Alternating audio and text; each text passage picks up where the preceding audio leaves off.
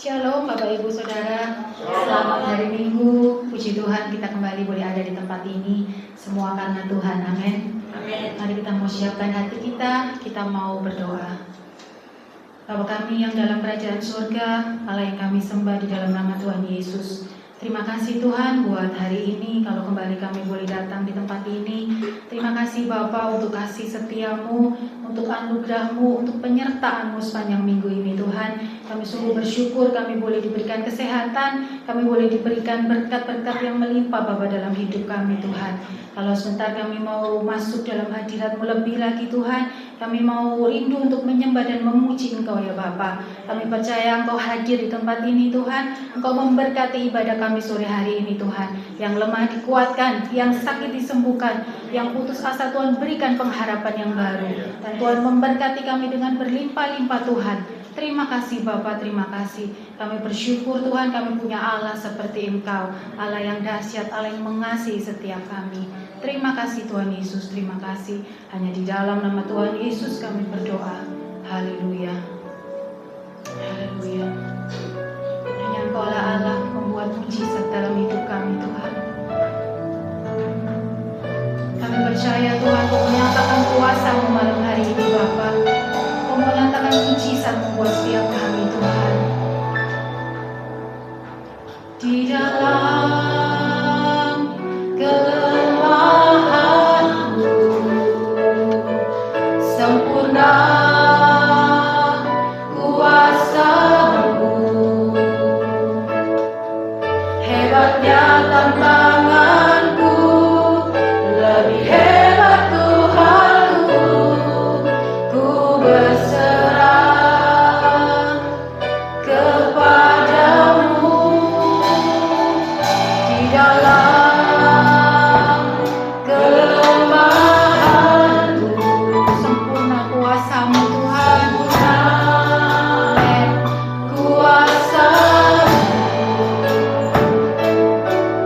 Hebatnya tantanganku, lebih hebat Tuhanku. Hebat Tuhanku. Ku berserah kepadamu. Yang membelah laut, yang terbang badai, yang mustahil pun terjadi karena kuasa-Mu yang menggerakkan hidupku, yang buka jalan bagiku. Kau berbuat mujizat terjadi.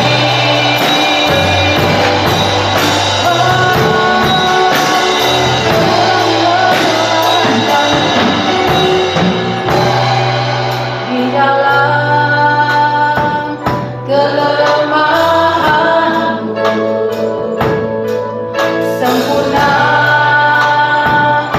kuasa-Mu. Hebatnya tantanganku, hebatnya tantanganku, tapi lebih hebat Tuhanku. Hebat Tuhanku. Ku berserah kepadamu. Di dalam kelemahanku sempurna kuasa-Mu.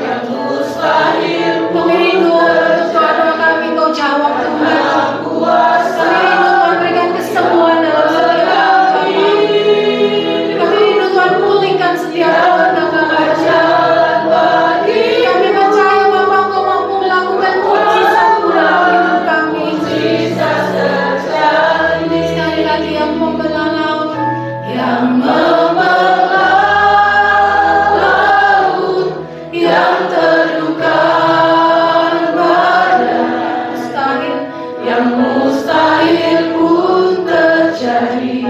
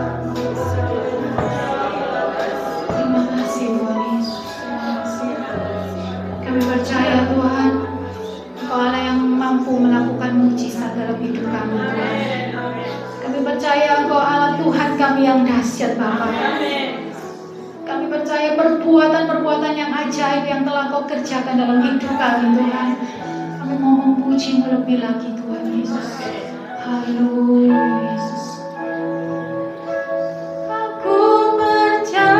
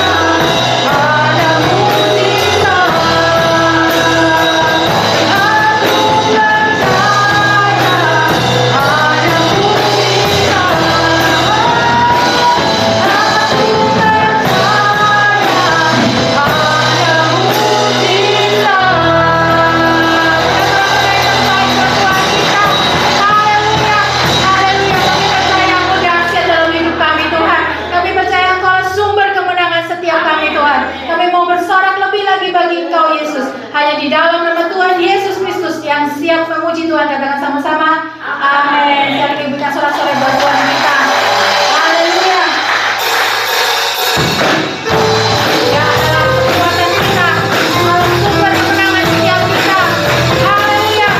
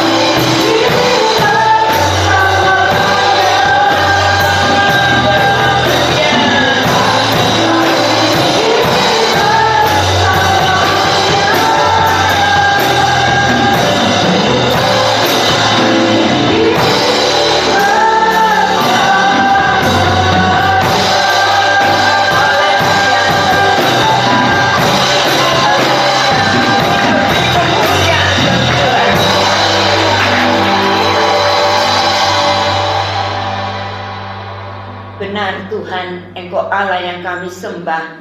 Di dalam Tuhan Yesus Kristus, Allah yang dahsyat perkasa, Allah yang sungguh ajaib. Perbuatanmu dalam hidup kami sungguh ajaib.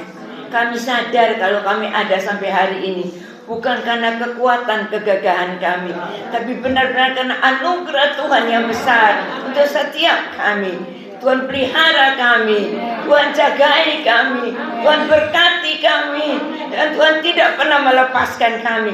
Mata Tuhan tertuju pada setiap kami. Sebab itu malam hari ini sungguh kami bersyukur. Kembali kami dapat kesempatan untuk memuji, memuliakan nama-Mu. Biarlah pujian penyembahan kami naik ke hadirat Tuhan, boleh menyenangkan hati Tuhan. Dan kami percaya Tuhan hadir di tengah-tengah kami. Tuhan akan memberikan kami kekuatan yang baru, jika kami seperti Raja Wali yang terbang naik tinggi, melewati setiap tantangan masalah kehidupan yang harus kami hadapi. Tapi kami tahu bersama Tuhan kami akan keluar sebagai pemenang, karena Engkau ada di pihak kami. Dan kami yakin kalau Tuhan bersama kami, apapun yang kami alami dalam hidup ini, tidak ada yang bisa menggoyahkan iman kami. Sebab itu Tuhan pertetapkan hati kami, supaya sebentar ketika kami mendengarkan firman-Mu, hati kami telah siap.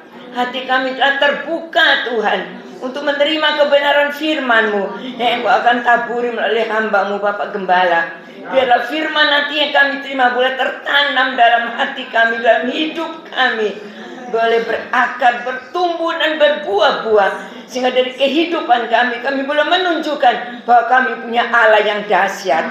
Kami tidak perlu khawatir dan takut tentang apapun juga, karena kami tahu Tuhan beserta kami dan Tuhan membuat hidup kami berarti.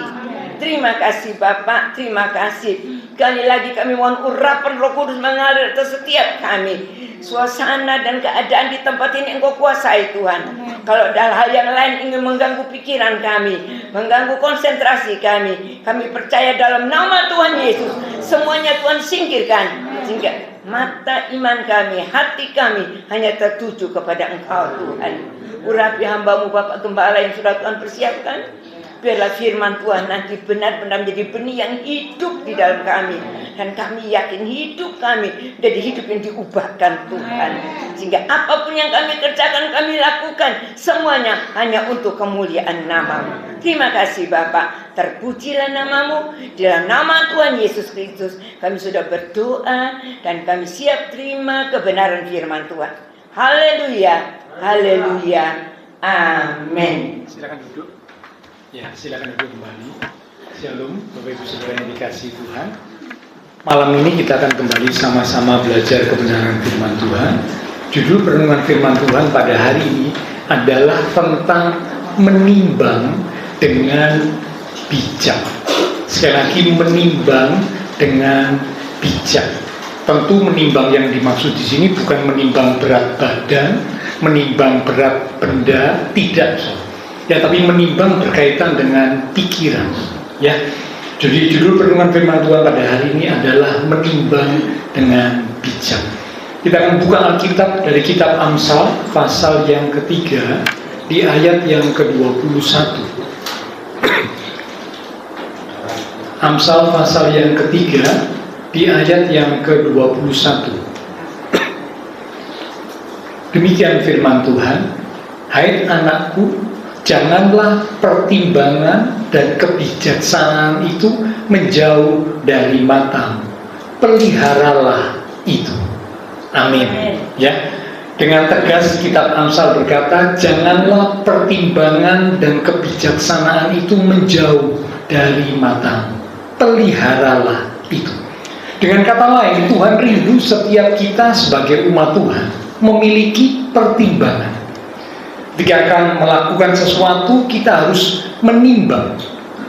Menimbang di dalam kamus bahasa Indonesia itu punya arti memikirkan baik-baik, memikirkan secara matang untuk mendapatkan suatu penilaian, baik atau buruk, salah atau benar, dan kemudian mengambil keputusan. Saya ulang ya. Menimbang dalam kamus bahasa Indonesia itu punya arti memikirkan baik-baik, memikirkan dengan matang untuk mendapatkan suatu penilaian. Penilaian itu bisa jadi baik atau buruk, salah atau benar, dan kemudian mengambil keputusan. Nah, Bapak Ibu Saudara, dalam kehidupan ini setiap saat kita diperhadapkan dengan pilihan. Setiap saat, ya, bukan hanya setiap hari, tapi setiap saat. Tadi kurang lebih 2-3 jam yang lalu ada pilihan di depan kita. Apakah saya akan pergi ke rumah Tuhan, pergi ke gereja, atau tidak? Mungkin karena kesibukan, atau mungkin ingin refreshing, lalu buat keputusan, saya tidak pergi ke gereja minggu ini. Kan minggu depan gereja masih ada, minggu depan ibadah masih ada, sehingga akhirnya tidak ada di ruangan ini. Tapi puji Tuhan, Bapak Ibu Saudara yang hadir berarti membuat keputusan. Dari pilihan yang ada, saya buat keputusan, hari ini saya mau ke rumah Tuhan.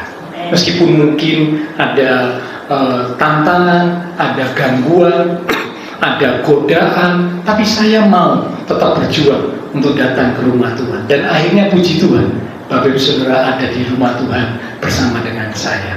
Karena keputusan yang kita buat. Dalam kehidupan ini setiap saat kita diperhadapkan dengan pilihan yang untuknya kita harus mengambil keputusan. Dan tentu keputusan yang kita buat ini akan mempengaruhi masa depan kita. Keputusan yang kita buat hari ini akan menentukan, akan mempengaruhi bagaimanakah masa depan kita. Nah, karena itu sebelum mengambil keputusan sangat penting bagi kita sebagai umat Tuhan untuk menimbang. Jadi sebelum mengambil keputusan sangat penting bagi setiap kita sebagai umat Tuhan untuk menimbang. Amsal 15 berkata, kita lihat ya, Amsal pasal 15 di ayat yang ke-22. Amsal 15 di ayat yang ke-22. Rancangan gagal kalau tidak ada pertimbangan, tetapi terlaksana kalau penasehat banyak. Nah, rancangan yang sudah direncanakan, sudah diangan-angankan, ya, tetapi bisa gagal kalau tidak ada pertimbangan. Nah, karena itu penting ya untuk kita membuat pertimbangan. Tetapi dikatakan kalimat berikut akan terlaksana kalau penasehat banyak. Penasehat ini kan memberikan masukan, memberikan input, tentunya juga menjadi sebuah pertimbangan bagi kita sebelum kita mengambil keputusan. Nah, itu akan membuat rencana kita jadi terlaksana karena ada nasihat, ada pertimbangan sebelum membuat keputusan. Tapi sebaliknya, kalau tidak ada pertimbangan, rencana itu akan gagal. Seberapa bagus rencana, tapi kalau tidak ada disertai dengan pertimbangan, rencana itu akan jadi gagal. Nah, bukan hanya ketika kita akan melangkah, ketika kita akan membuat keputusan, ketika kita akan bertindak, kita menimbang. Tetapi ternyata Alkitab berkata juga, ketika kita akan berkata-kata, hendaknya kita juga menimbang.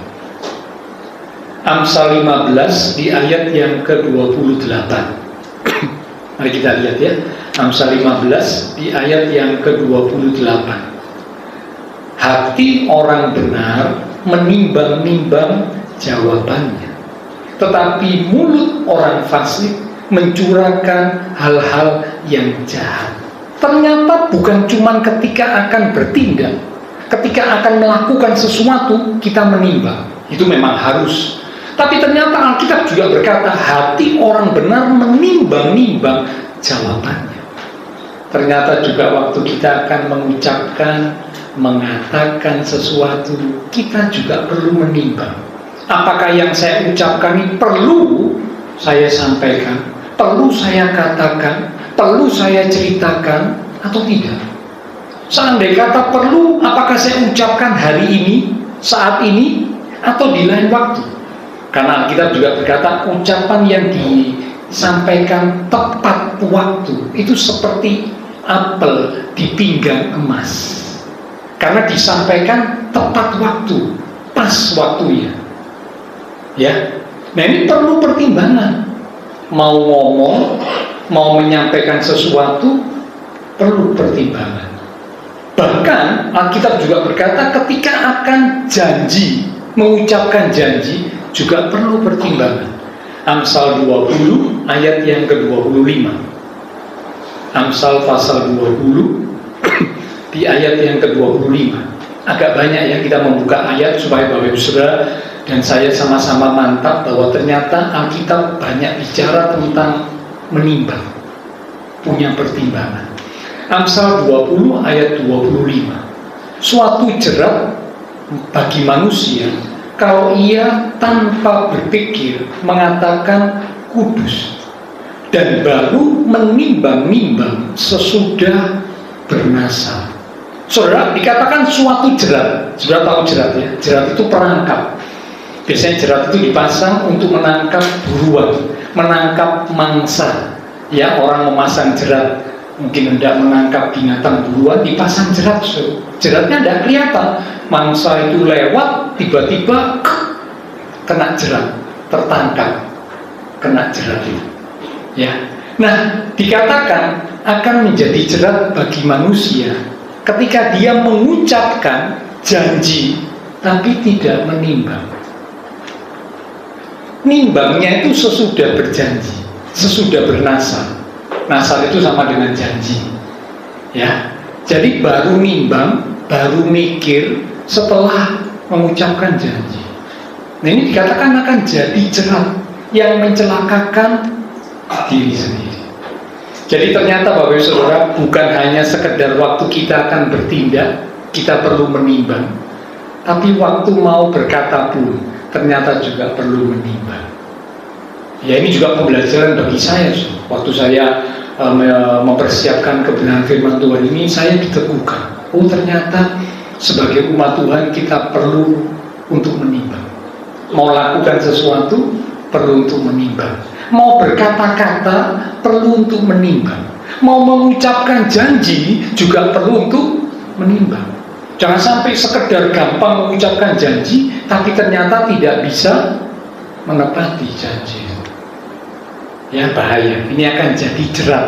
Buat siapa? Jerat buat diri kita sendiri. Berapa banyak orang yang akhirnya kesulitan dalam hidupnya karena terlalu banyak janji.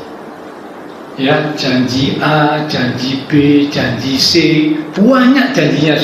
Dan kalau mengucapkan janji itu sepertinya gampang, gitu ya.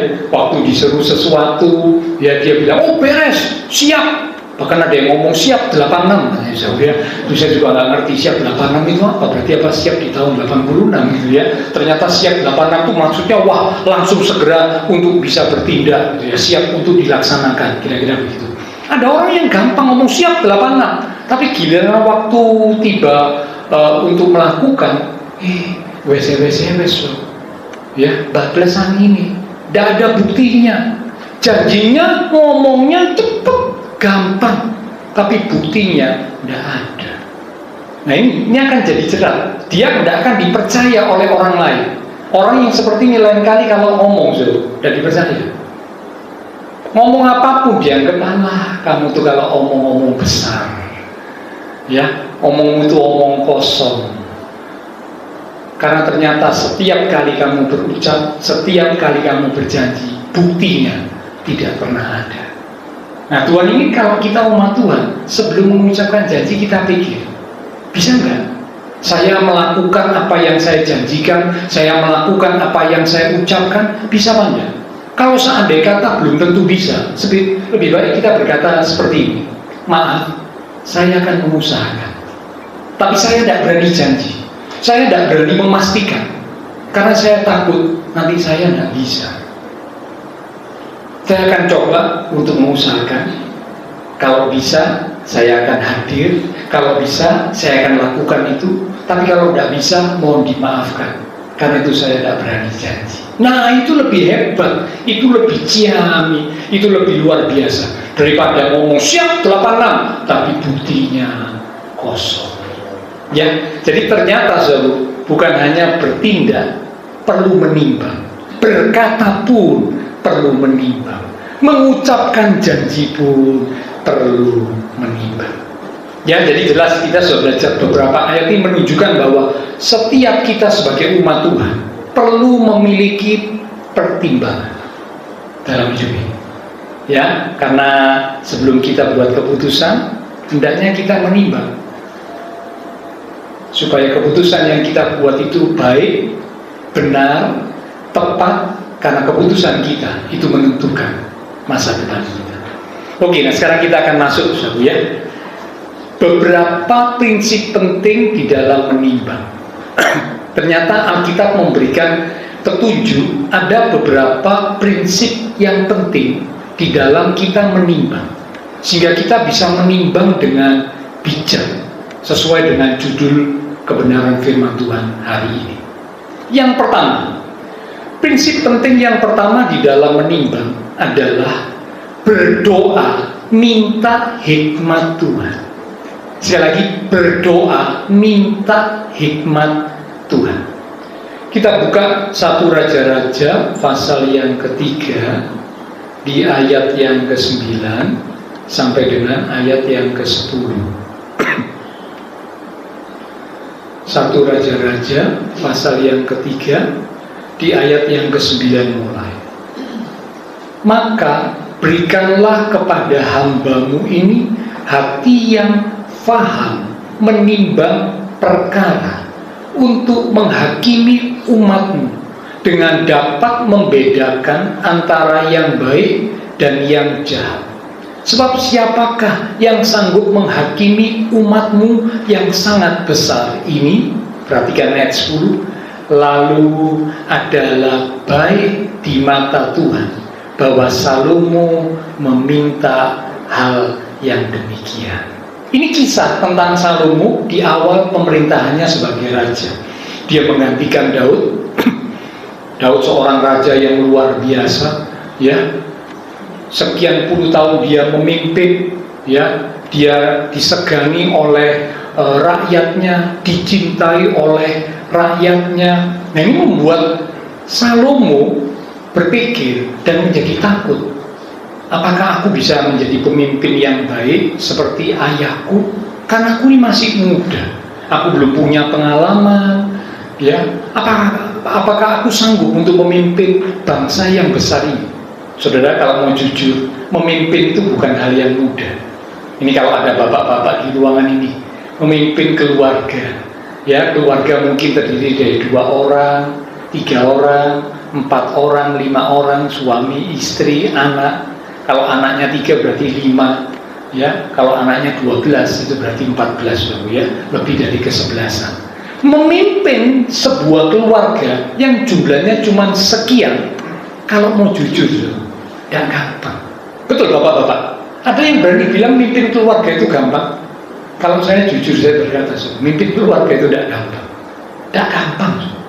Baru memimpin keluarga beberapa gelintir itu tidak gampang. Kadang-kadang mau pergi saja ini sudah bisa berdebat, beda pendapat. Yang satu bilang, aku tidak mau ke sana, bosan, bolak-balik pergi sana terus, Pak, Ma, bosan, anaknya bilang gitu. Yang mamanya, papanya bilang, loh, itu tempatnya enak, walaupun kita sudah berulang kali ke sana, ayo kita kembali lagi, tidak apa-apa, tempatnya enak. Baru soal pergi saja sudah debat, sudah bertengkar, beda pendapat, sampai akhirnya yang satu ngantuk, sudah, aku tidak mau ikut, sudah.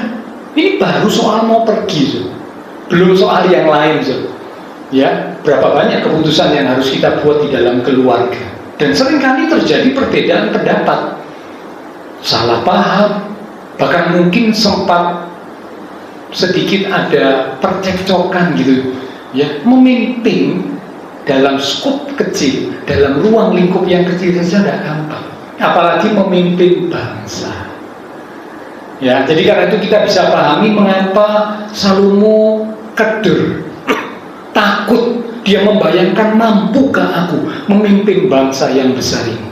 Itulah sebabnya dia berdoa, dia minta kepada Tuhan. Apa isi doanya? Berikanlah kepada hambamu ini hati yang faham menimbang perkara. Prinsip penting yang pertama di dalam menimbang adalah berdoa minta hikmat dari Tuhan. Dan saudara, waktu kita berdoa minta hikmat, Alkitab berkata permintaan Salomo untuk minta hikmat sehingga punya hati yang faham untuk menimbang, itu adalah sesuatu yang baik di mata Tuhan. Jadi kalau Bapak Ibu Saudara ingin meminta sesuatu yang baik di mata Tuhan, mintalah hikmat sehingga punya hati yang paham untuk menimbang. Dan orang yang minta seperti itu akan diberi oleh Tuhan. Yuk kita lihat ya, Yakobus pasal 1 di ayat yang kelima. Pak Widi bisa tolong ditambah sedikit volumenya ya. Ya, terima kasih. Yakobus 1 ayat yang kelima. Tetapi apabila di antara kamu ada yang kekurangan hikmat, jadi mungkin merasa diri kurang punya hikmat, ya, hendaklah ia memintakannya kepada Allah, berdoa minta kepada Tuhan, yang memberikan kepada semua orang dengan murah hati dan dengan tidak membangkit-bangkit. Tidak membangkit-bangkit itu tidak mengudat-ngudat, tidak pamrih. Maka hal itu maksudnya hikmat akan diberikan kepadanya. Jadi kalau kita berdoa minta hikmat, itu sesuatu yang baik di mata Tuhan. Hikmat itu akan diberikan. Cuman pertanyaannya, pernah enggak kalau kita berdoa kita minta hikmat? Seringkali yang banyak kita minta itu berkat. Betul ya? berkati pekerjaanku, berkati kesehatanku, berkati keluargaku. Tidak salah. Sudah minta doa minta berkat itu tidak salah. Tapi itu sebenarnya bukan poin yang terpenting. Karena berkat itu cuma efek samping. Poin terpenting adalah berdoa minta hikmat. Dan waktu Salomo minta hikmat, permintaannya baik, berkenan di hati Tuhan. Tuhan bilang apa? Oleh karena kamu minta hikmat, hati yang faham untuk menimbang. Kamu tidak minta kekayaan, kamu tidak minta kemuliaan, kamu tidak minta nyawa musuh, maka aku akan berikan hikmat sesuai permintaanmu, plus kekayaan, kemuliaan, panjang umur. Waduh, luar biasa. Minta hikmat, dikasih hikmat, karena ini berkenan di hati Tuhan, plus dikasih bonus. Bonusnya itu yang dirindukan oleh semua manusia. Dan betul, hanya kalau sudah lihat ya, perjalanan pemerintahan Salomo luar biasa. Alkitab mencatat sebelum Salomo dan sesudah Salomo, tidak ada seorang pun raja yang punya kekayaan, kemuliaan, hikmat seperti Salomo.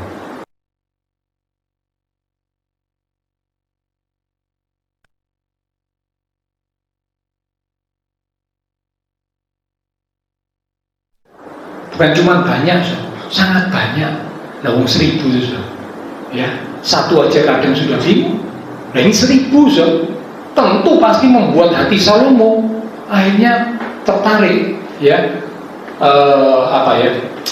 ikut dengan kemauan istri-istrinya, di mana banyak istri-istrinya ini yang bukan orang seiman, bukan orang yang takut akan Tuhan, sehingga Salomo terpaut dengan ilah-ilah yang lain, ilah-ilah para istrinya. Sangat disayangkan, ya.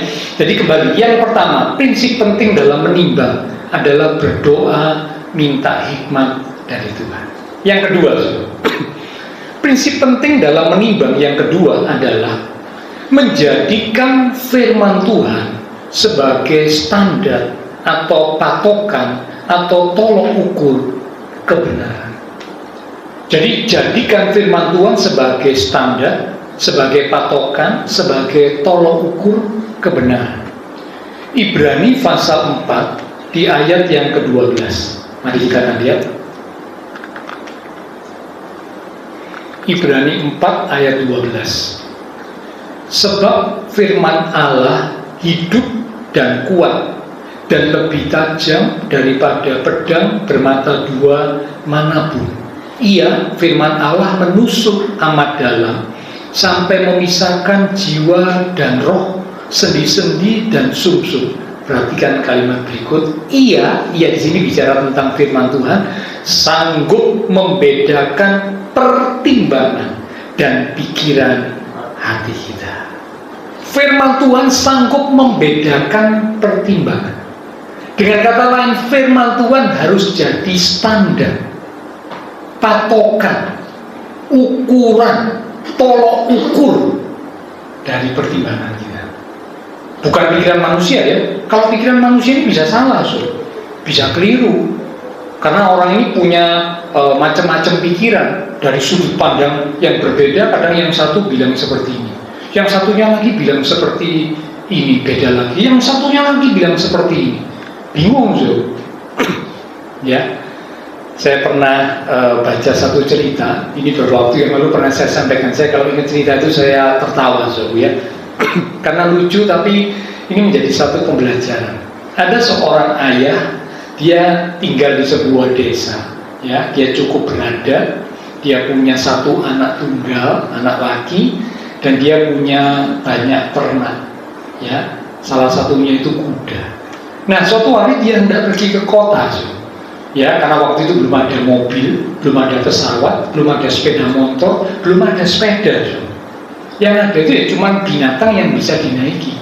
Maka dia pakai kudanya, ya, karena kuda adalah tunggangan yang waktu itu, yaitu dengan cepat bisa membawa seseorang pergi ke sebuah tempat tujuan. Karena kuda kan kalau berlari kan cukup kencang, ya, dia naiki kudanya. Nah, waktu dia berangkat, karena ini memang kuda tunggangan, maka dia dan anaknya naik di atas kuda. Mereka berjalan bergegas menuju ke kota.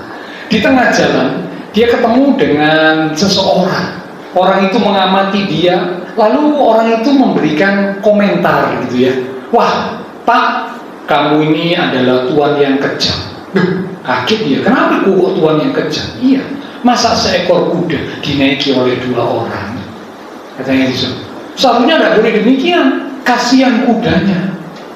Petani ini karena dengar masukan seperti itu, oh iya ya, mungkin benar juga, kudaku nanti merasa berat ya. Akhirnya dia turun dari kudanya, anaknya yang dibiarkan di atas kuda, karena dipikirkan anaknya masih belum terlalu kuat gitu ya, masih remaja. Mungkin dia pikir sudah aku ngalah, aku yang turun, anakku yang ada di atas kuda. Dia lanjutkan perjalanan dia, anaknya naik kuda tapi kudanya tidak bisa lari lagi, karena bapaknya ada di sampingnya sambil jalan kaki. Ya, di tengah jalan ketemu orang. Orang itu berkomentar begini, wah Pak, kamu ini bagaimana? Ya, kok kamu yang jalan? Anakmu kan masih muda. Seharusnya anakmu yang jalan, kamu yang di atas kuda. Ya, anaknya waktu dengar teguran seperti itu, iya ya benar. Wah, aku ini jadi anak yang kurang ajar ya. Masa bapakku tak biarkan jalan, aku yang naik kuda. Ya wis, tukar Pak, tukar. Nanti tidak enak orang ngomong apa. Tukar, anaknya yang jalan, bapaknya yang naik kuda. Mereka lanjutkan perjalanan. Ya, di tengah jalan ketemu orang lagi. Ya, komentarnya juga ada, Ya, komentarnya bilang, waduh Pak kasihan anakmu kok yang jalan kaki. Kamu ini kok kejam ya, anakmu kecapean sampai keringetan, sementara kamu enak-enak naik kuda. Bapaknya bingung, dua-dua naik kuda salah. Satu naik kuda, yang muda naik kuda salah, yang tua naik kuda salah. Dia mikir, kalau gitu enaknya gimana? Ya sudah, dia putuskan kalau gitu sama-sama tidak ada yang naik kuda. Ya, jadi kudanya dituntun, 2 orang ini sama-sama jalan. Ya, bapaknya pikir kali ini aman, selamat, tidak akan ada yang komentar, ya kan? Karena kalau 2 orang naik kuda dikomentari, 1 orang naik kuda, yang tua naik kuda salah, yang muda naik kuda juga salah. Sudah dua-dua turun jalan kaki sambil kudanya dituntun. Di tengah jalan ketemu orang, ternyata masih ada yang komentar, Pak, kamu ini kok bodoh? Kamu bawa kuda, tapi kamu jalan kaki. Lah buat apa bawa kuda? Waduh, bapaknya kode-kode, ya, gini salah, gitu salah. Terakhir saudara tahu, kudanya dituntun di atas bahunya, ya, dia jalan pergi ke kota. Kalau dia pikir apa lagi yang mesti dilakukan? Begini salah, begitu salah. Nah, dari cerita ini kalau saya pikir ya memang benar, ya. Kalau menurut pikiran orang, menurut kata orang, itu tidak menantek, tidak pernah habis, betul?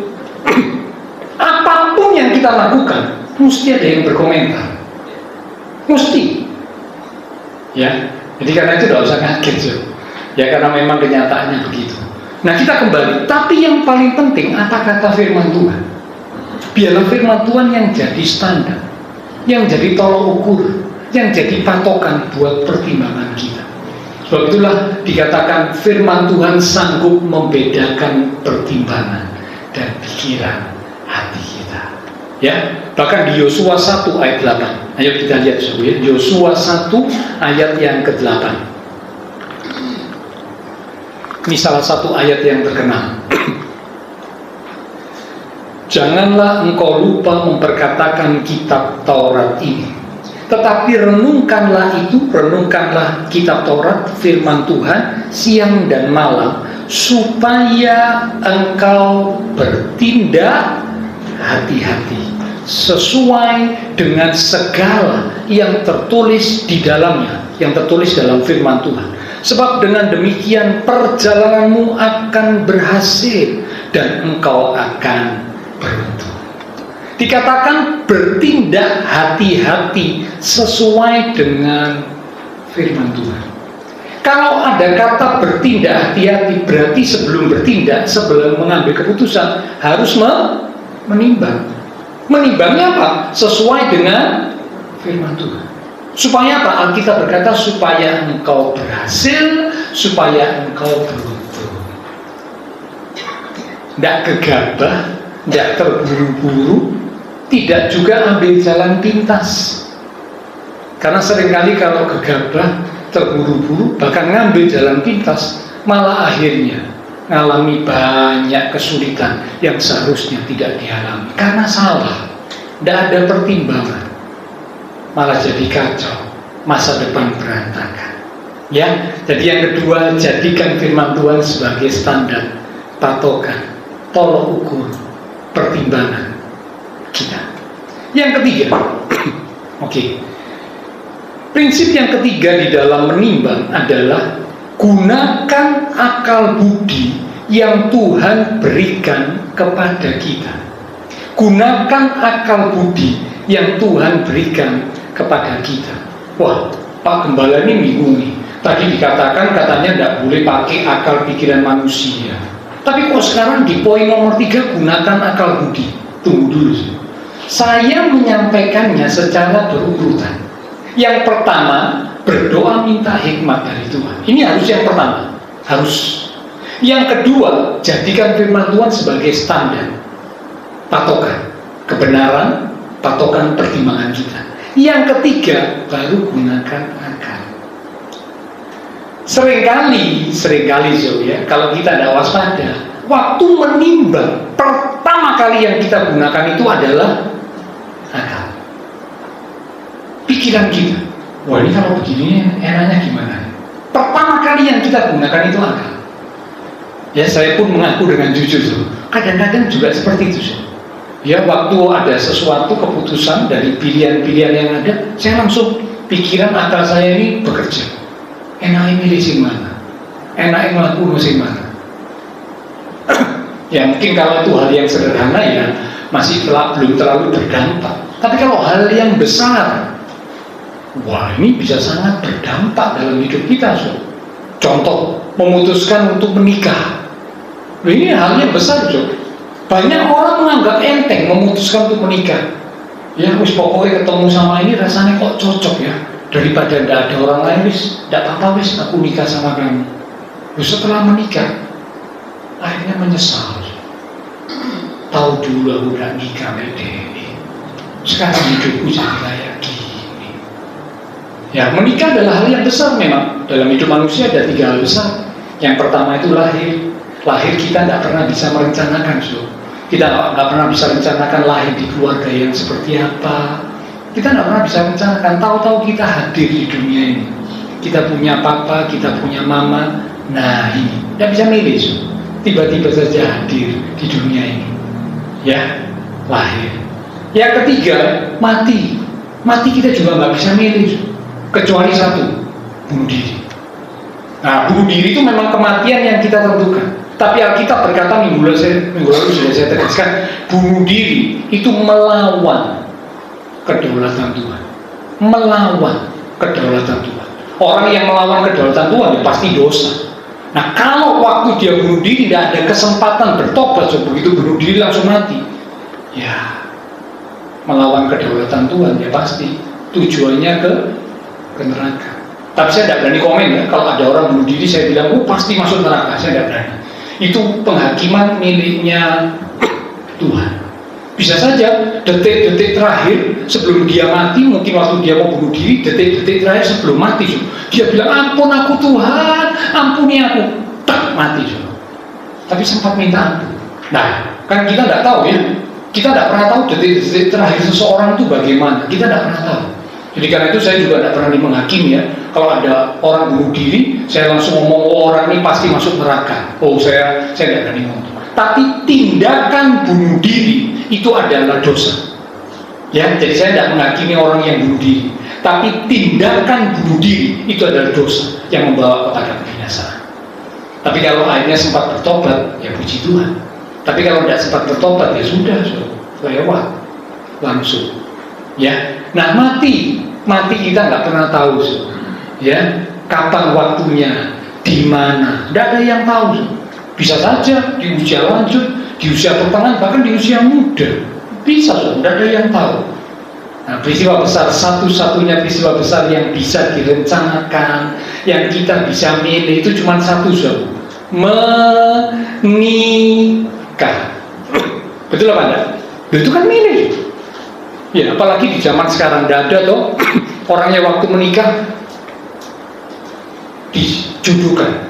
Seperti kayak zamannya Siti Nurbaya. Tidak kenal, tidak tahu, tiba-tiba waktu hari dem pernikahan ketemu, loh, iki bojoku, loh ini suamiku, loh ini istriku, oh modelnya kayak gini ya, kok untung hidungnya lengkap. Sebelumnya tidak pernah kenal, tidak pernah tahu, so, tiba-tiba saja ya dijodohkan. Tapi masalahnya kan zaman sekarang tidak ada yang begitu, kita yang memilih, betul kan? Nah ini adalah peristiwa besar. Waktu memilih, saya memilih untuk menikah dengan si A, si B, si C. Sudahkah pertimbangan kita itu bekerja dengan baik? Sehingga jangan sampai lalu jadi menyesal. So. Ya, gunakan akal budi. Yang pertama jangan lupa ya, minta hikmah dari Tuhan dulu. Ini langkah yang pertama. Yang kedua, firman Tuhan jadi standar. Nah, firman Tuhan bicara tentang pernikahan, terang dan gelap tidak bisa bersatu. Nah, kalau menikah harus dengan yang seiman. Kalau milih yang tidak seiman, ya risiko. So. Itu melawan firman Tuhan. Karena pernikahan itu mempersatukan jasmani dan rohani, pria dan wanita. Dipersatukan dalam pernikahan. Ya otomatis kalau dipersatukan, tapi yang satu percaya, yang satu tidak, apakah bisa dipersatukan dengan baik? Tidak bisa.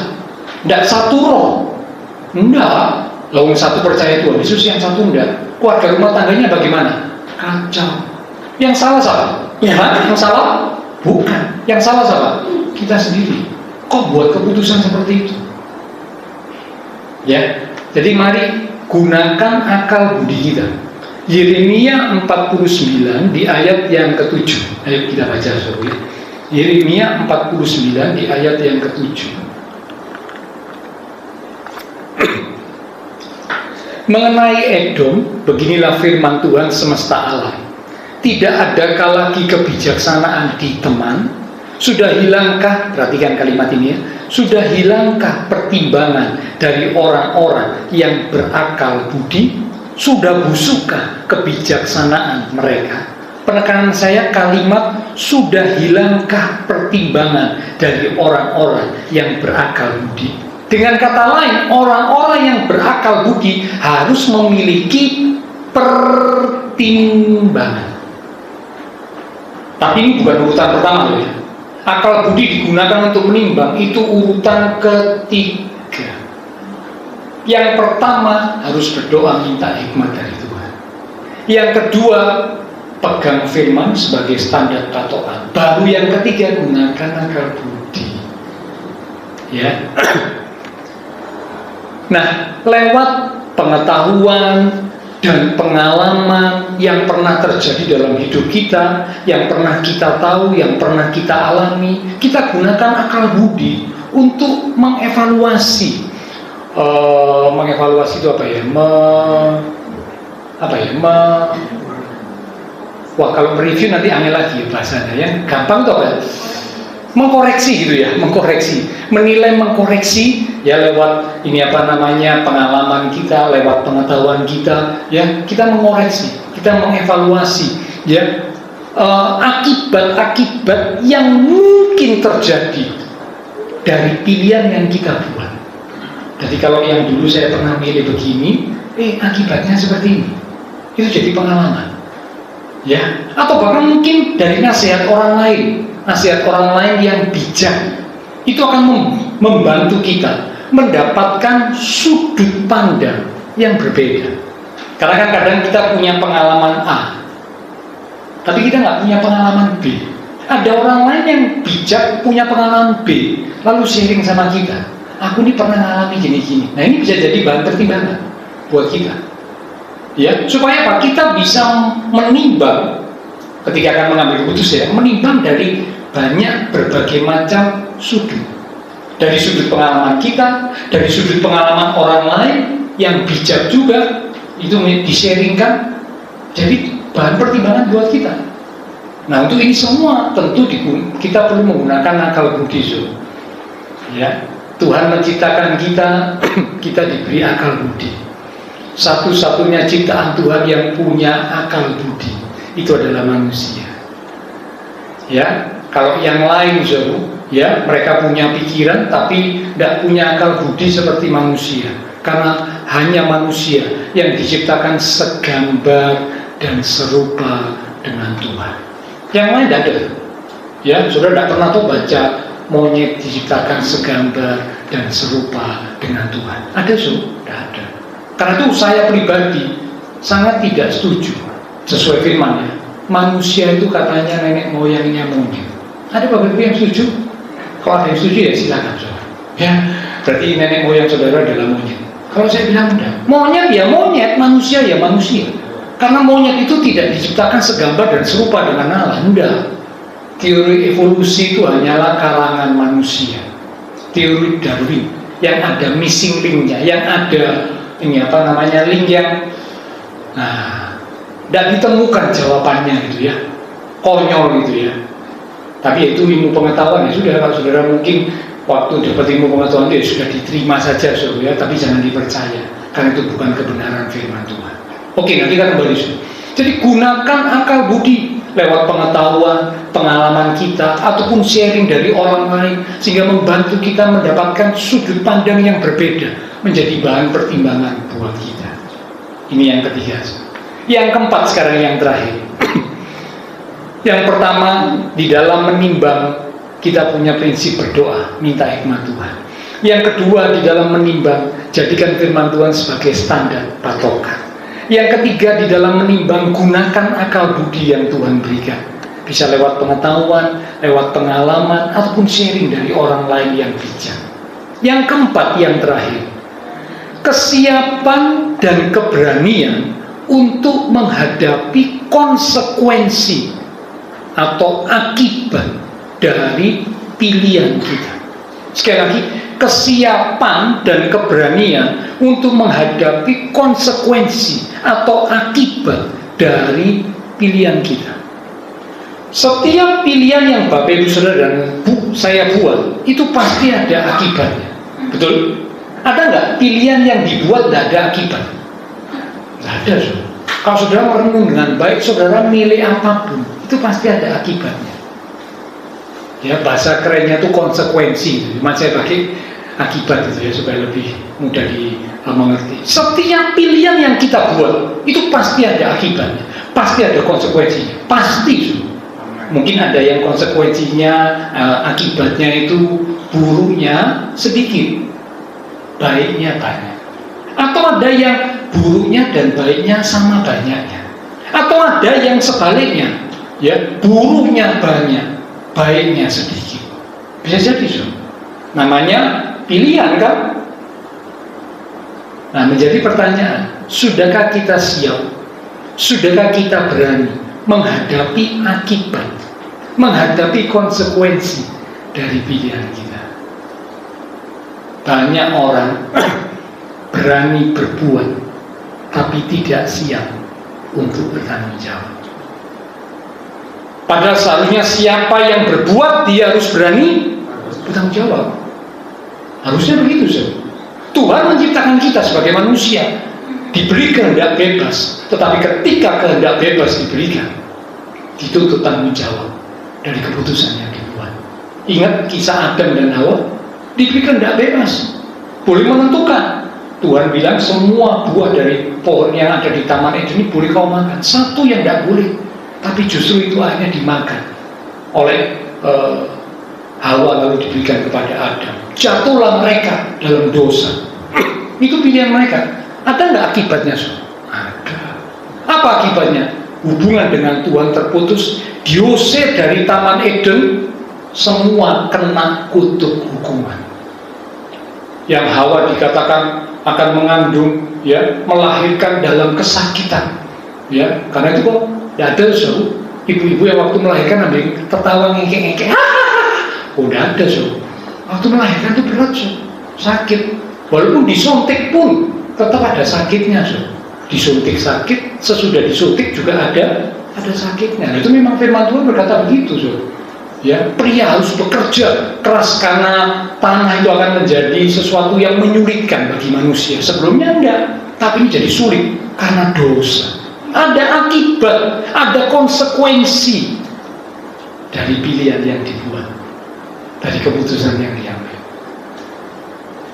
Tuhan ingatkan, kita harus jadi orang yang bertanggung jawab atas tindakan kita. Roma 14 di ayat yang ke-12. Ini ayat-ayat yang hampir terakhir ya. Roma pasal 14 di ayat yang ke-12. Demikianlah setiap orang di antara kita akan memberi pertanggungan jawab tentang dirinya sendiri kepada Allah. Tuhan menuntut satu saat nanti setiap kita saat menghadap Tuhan harus memberi pertanggung jawab. Jadi kalau ada orang bilang, Pak, saya bisa lari dari tanggung jawab, buktinya saya habis mencuri, saya tidak ditangkap.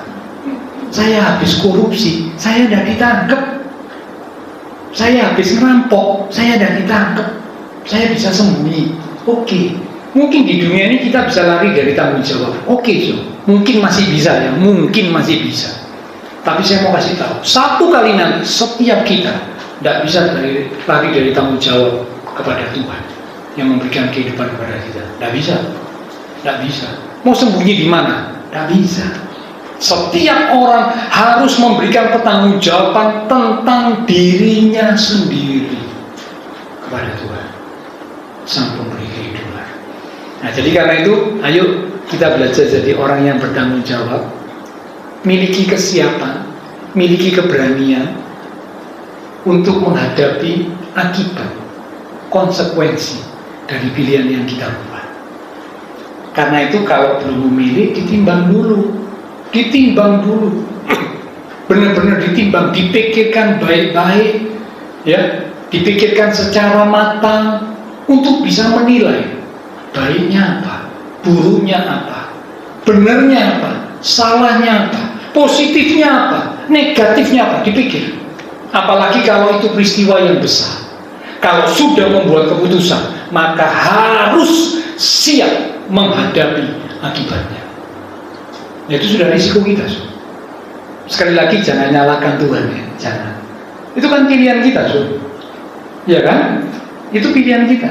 Nah, karena itu, ayo lewat firman Tuhan hari ini kita belajar sama-sama ya. Saya ngajak Bapak Ibu Saudara bersama saya, kita belajar untuk menimbang dengan bijak, sehingga kita tidak gegabah, kita tidak salah buat keputusan, lalu akan menghancurkan masa depan kita. Ayat penutup terakhir, Amsal 27 ayat 12. Amsal pasal 27 ayat yang ke-12. Setelah ini saya serahkan pada Ibu Rohani dan para pelayan mimbar ya. Amsal 27 ayat 12. Kalau orang bijak melihat malapetaka, bersembunyilah ia. Stop sampai situ dulu ya, jangan ditutup. Kalau orang bijak melihat malapetaka, bersembunyilah ia. Kenapa dia kok bisa sembunyi? Karena dia punya pertimbangan. Dia menimbang, wah, di depan ini ada malapetaka, di depan ini ada hal yang berpotensi untuk mencelakai saya. Sembunyi, menghindar. Itu orang bijak. Lanjut ya. Tetapi orang yang tak berpengalaman berjalan terus. Berjalan terus ini maksudnya tidak punya pertimbangan. Terobos saya. Yang penting kan nekat, Pak. Orang nekat itu pasti menang, Pak. Oh, belum tentu. Belum tentu orang nekat itu pasti menang, belum tentu. Kelihatannya mungkin menang di depan, tapi hancur belakangan. Yang penting bodoh kendel, Pak. Waduh, tunggu dulu, belum tentu ya. Lanjut ya. Tetapi orang yang tak berpengalaman berjalan terus lalu kena celaka. Ini orang yang tidak punya pertimbangan. Terus pokoknya melangkah, sing penting langsung main, ya. Apalagi kalau ini menyangkut hal yang besar, waduh, dampaknya sungguh terasa dalam hidup kita, kena celaka, masa depannya hancur. ya sudah. Ini konsekuensi, akibat yang harus dipikul. Karena itu firman Tuhan mengingatkan kita, ayo kita mau belajar untuk menimbang dengan bijak. Ya, ada 4 prinsip yang Tuhan sudah sampaikan. Yang pertama, urut ini saudara ya, harus langkah yang pertama duluan berdoa minta hikmat dari Tuhan. Tuhan pasti kasih hikmatnya kepada kita. Yang kedua, jadikan firman Tuhan sebagai standar kebenaran, karena firman Tuhan yang bisa membedakan pertimbangan dan pikiran kita. Yang ketiga, dikatakan gunakan akal budi yang Tuhan berikan. Ini yang ketiga, ya. Dan yang keempat terakhir, siap, berani, ya, untuk menghadapi akibat dari pilihan yang kita buat. Karena kan kita sudah menimbang kok. Nah, kalau sudah menimbang ya kita siap. Saya ngambil keputusan ini, saya harus siap menghadapi akibat dari keputusan yang saya buat. Kalau memang akibatnya ada ya Tuhan, ya sudah saya siap. Karena ini memang pilihan saya. Saya sudah telanjur salah jalan, saya sudah telanjur salah pilih, saya bertobat, saya minta ampun, tapi saya siap menanggung akibatnya. Ya, oke. Biar firman Tuhan jadi berkat untuk kita sekalian. Orang bijak melihat malapetaka, bersembunyilah ia. Tetapi orang yang tidak berpengalaman berjalan terus, lalu kena celaka. Amin. Kiranya firman Tuhan boleh jadi berkat untuk kita sekalian. Saya serahkan kepada Ibu Ruhani. Dan para pelayan mimbar silakan maju ke depan.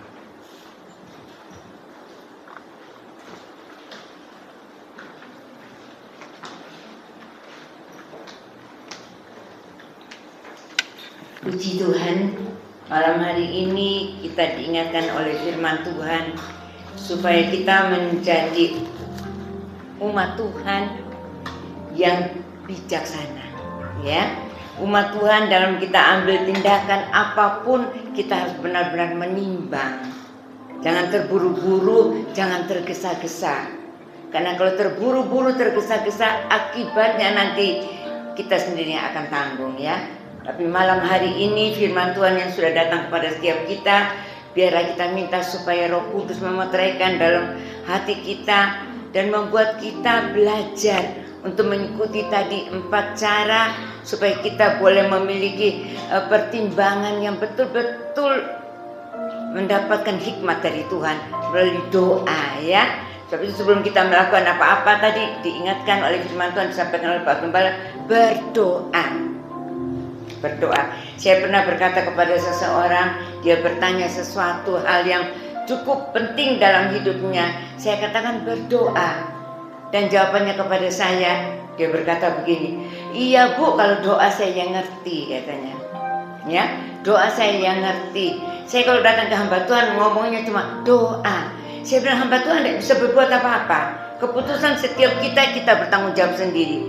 Berdoa, tanya sama Tuhan, minta hikmat. Ya, tadi sudah disampaikan, dan hikmat itu nanti kita dapat ketika kita belajar banyak firman. Kita terus mengikuti firman, kita rajin untuk merenungkan firman. Dan firman itu akan bekerja dalam hidup kita, memberikan kita kepekaan.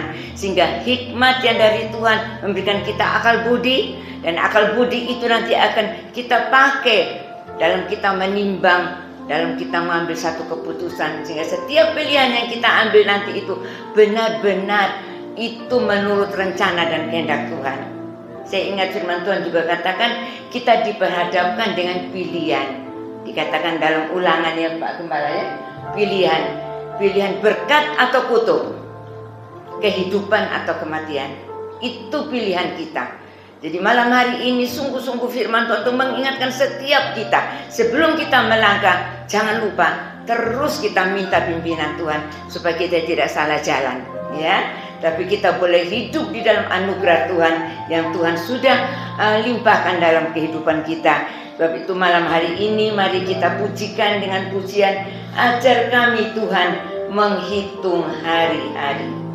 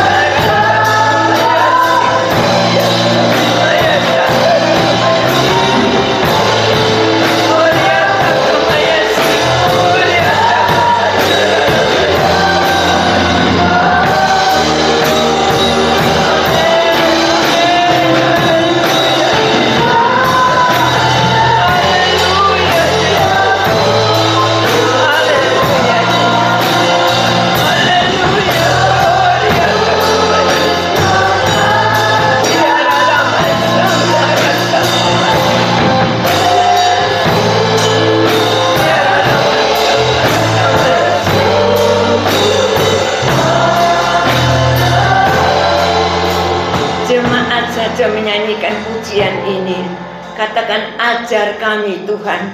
Siapa yang ingin mendapat hikmat dari Tuhan, angkat tangan, minta kepada Tuhan. Malam hari ini Allah yang penuh dengan kemurahan, Dia akan memberikannya kepada setiap kita yang meminta dengan sungguh hati. Tidak ada yang terlambat. Di dalam Tuhan pasti ada jalan keluar. Di dalam Tuhan ada pertolongan. Di dalam Tuhan ada masa depan. Di dalam Tuhan pasti ada jalan untuk membuat kita kembali kepada rencana Tuhan yang indah. Katakan, ajar kami Tuhan.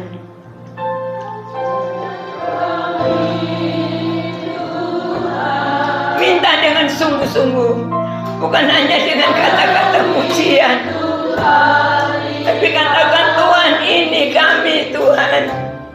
Ajari kami firman-Mu. Ajari kami Tuhan untuk mengerti akan rencana dan kehendak-Mu. Ajar kami Tuhan supaya kami boleh mengikuti setiap firman yang Kau ajarkan kepada kami. Karena perkataan firman-Mu itu memberikan kehidupan buat kami. Perkataan firman-Mu itu menjadi terang bagi jalan kami, menuntun kami pada jalan-Mu yang terindah yang Kau sediakan buat setiap kami Tuhan.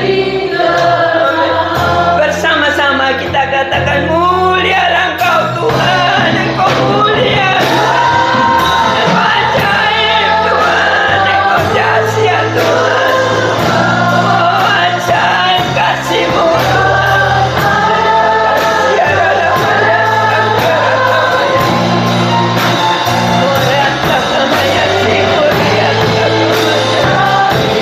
pimpin setiap kami malam ini. Engkau lihat tangan-tangan yang terangkat. Membutuhkan Engkau. Amin.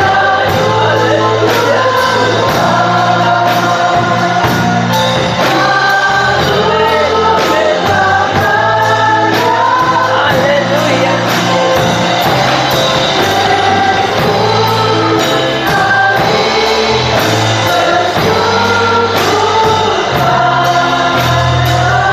Katakan, Yesus Tuhan, kami bersyukur padamu.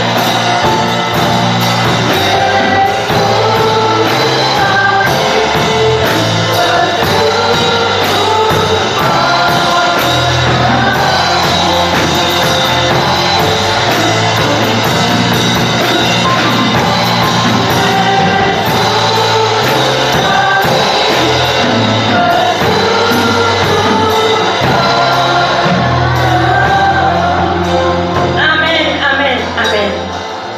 Tuhan, Engkau melihat tangan-tangan yang terangkat di hadapan-Mu. Kami mengakui segala kelemahan kami, kesalahan kami yang selama ini kami lakukan. Kami tidak melibatkan Tuhan dalam kami membuat pertimbangan dalam hidup kami. Tapi malam ini kami bersyukur Engkau berbicara kepada kami pribadi lepas pribadi.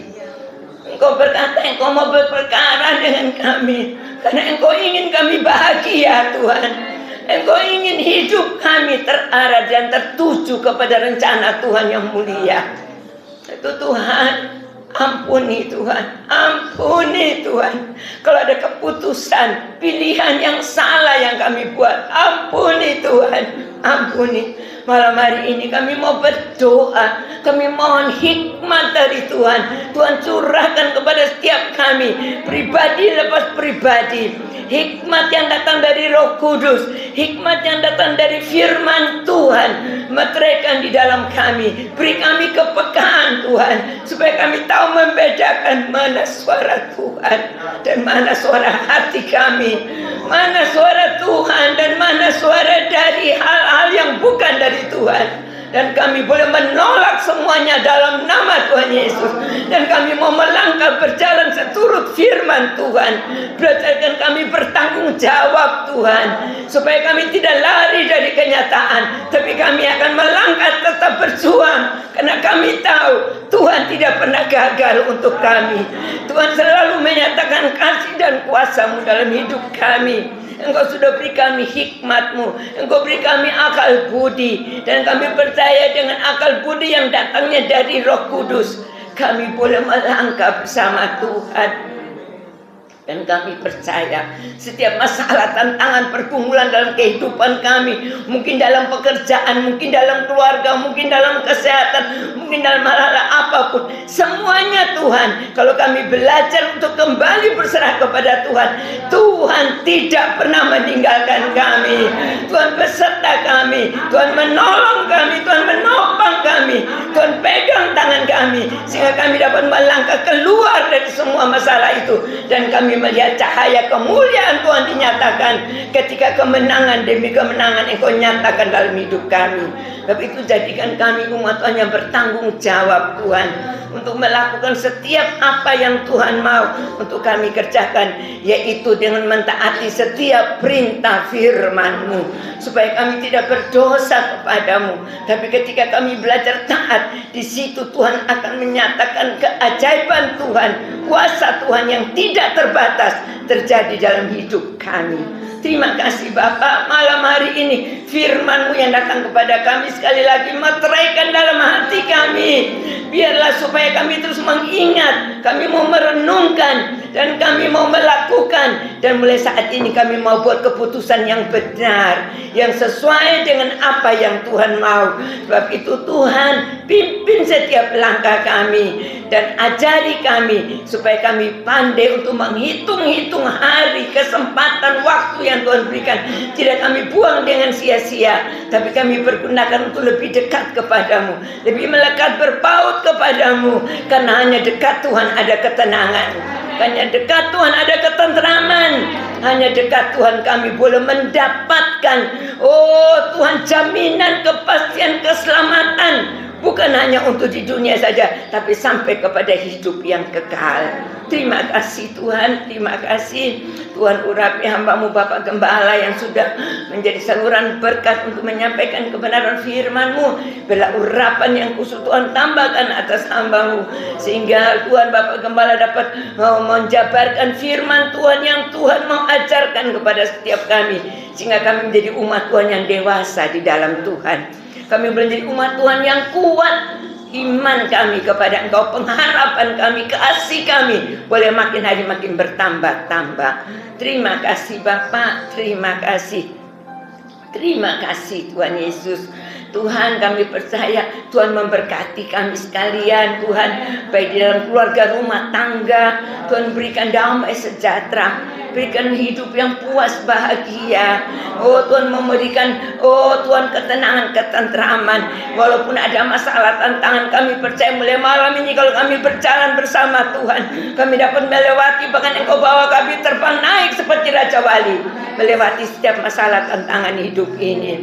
Tuhan berkati dalam pekerjaan, Tuhan berkati dalam pelayanan, Tuhan berkati di dalam studi sekolah, Tuhan berkati dalam seluruh aspek hidup kami. Terima kasih Bapak, terima kasih. Kami berdoa untuk teman-teman seiman kami yang tidak bisa hadir. Tuhan yang tahu keadaan mereka. Kalau mereka ada yang sakit, Tuhan tolong. Tuhan berikan iman yang teguh. Tuhan mereka tetap percaya, berharap bahwa bilur Tuhan berkuasa untuk memberikan kesembuhan.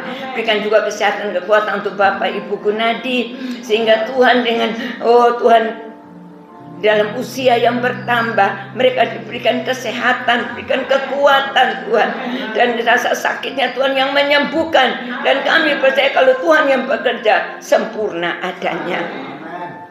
Kami berdoa kalau ada masalah, tantangan, pergumulan, Tuhan berikan jalan keluar. Kalau ada yang mulai jauh dari Tuhan, tarik hati mereka kembali. Sadarkan mereka selagi ada kesempatan untuk mereka mau kembali kepada kasih yang mula-mula. Terima kasih Bapak, terima kasih Tuhan Yesus. Tuhan memberkati semua yang sudah melayani. Tuhan memberkati juga persembahan apapun yang bisa kami lakukan untuk kemuliaan nama Tuhan. Biarlah kami lakukan dengan hati yang mengasihi Tuhan. Dan kami percaya kami hidup ini karena berkat Tuhan. Dan apa yang Tuhan berikan kepada kami mau pakai untuk kemuliaan nama-Mu. Terima kasih Tuhan, terima kasih. Tuhan memberkati bangsa negara kami. Biarlah Tuhan di dalam bangsa kami, oh Tuhan, benar-benar nama Tuhan dipermuliakan. Tuhan pimpin dan kuasai pemimpin-pemimpin bangsa kami. Apa yang beliau-beliau lakukan seturut apa yang Tuhan mau. Berkati tetangga lingkungan sekitar gereja kami. Biarlah mereka juga diberkati Tuhan. Terima kasih Tuhan Yesus, terima kasih. Tuhan memberkati jemaat Tuhan yang berulang tahun sepanjang minggu ini. Dengan pertambahan umur ini kami boleh memuliakan nama Tuhan.